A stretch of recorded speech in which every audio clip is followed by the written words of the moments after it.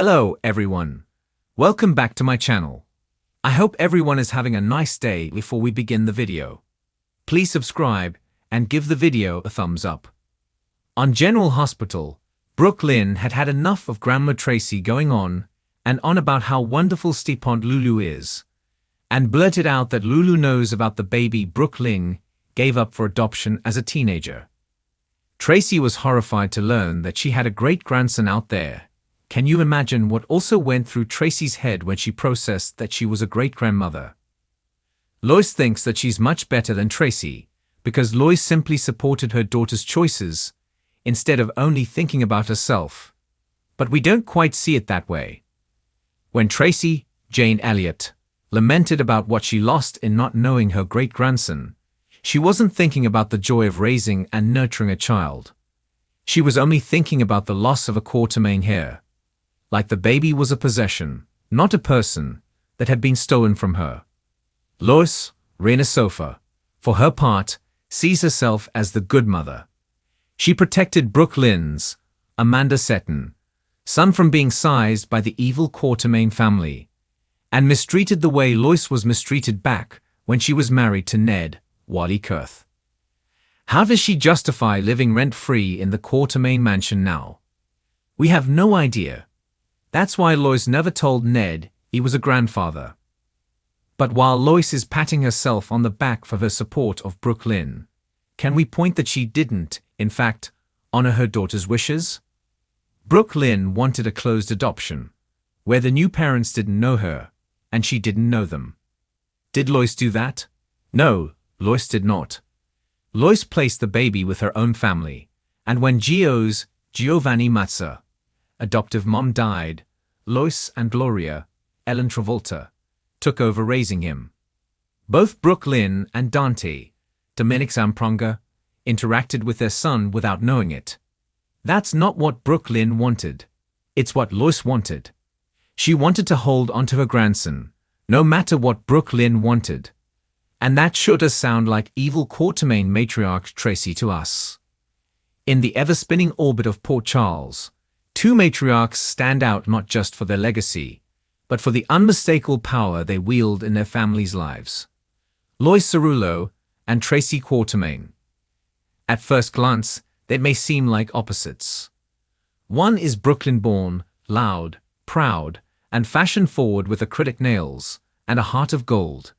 The other is a blue-blooded powerhouse whose cunning has dominated business deals and family feuds for decades.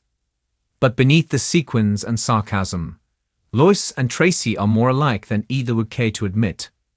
Both women are fiercely protective mothers, tough-talking truth-tellers, and emotional anchors whose choices echo across generations. Their similarities don't just shape the current landscape of General Hospital, they define it. When Lois Cerullo returned to Port Charles recently, longtime viewers were treated to a blast of nostalgia and a reawakening of a powerful maternal force. Her dynamic with daughter Brooklyn Quartermain gave new life to the show's intergenerational drama. But something else happened too. In scenes between Lois and Tracy Quartermain, audiences witnessed an unlikely, if indirect, mirror. Two women whose differences once divided them, now united in their mutual love for Brooklyn and their undeniable influence over the Quartermain empire. Tracy Quartermain has long been one of General Hospital's most iconic characters. Ruthless, self-assured, and often misunderstood, Tracy has always operated on her own terms. She's a survivor of corporate boardroom battles, family betrayal, and the constant underestimation of her worth by the men in her life. But motherhood, particularly her bond with Dylan Quartermain and her complex relationship with Brooklyn, reveals the cracks in her armor. Tracy has always wanted the best for her children, even if she's never been particularly gentle in how she's tried to achieve it. Her love is fierce, often masked by sarcasm or manipulation, but it's love nonetheless. Lois, on the other hand, is heart first. She feels before she thinks, speaks before she schemes. Her maternal instincts are wrapped in affection, music, and loyalty. She defends Brooklyn with an intensity that's just as commanding as Tracy's, Only where Tracy uses money, power, and position, Lois uses heart, connection, and a fierce sense of justice. Yet the result is the same. Both women are willing to go to war for their children. In many ways, Lois and Tracy represent two sides of the same maternal coin. Where one is polished and aristocratic, the other is brash and street smart. But they share a no-nonsense attitude that sets them apart from other characters on the canvas. Neither woman tolerates deception, especially when it puts their families at risk. And both have displayed an uncanny ability to call out the Quatermain men for their mistakes. Whether it's Ned's career choices, Brooke Lynn's business entanglements, or any number of family crises.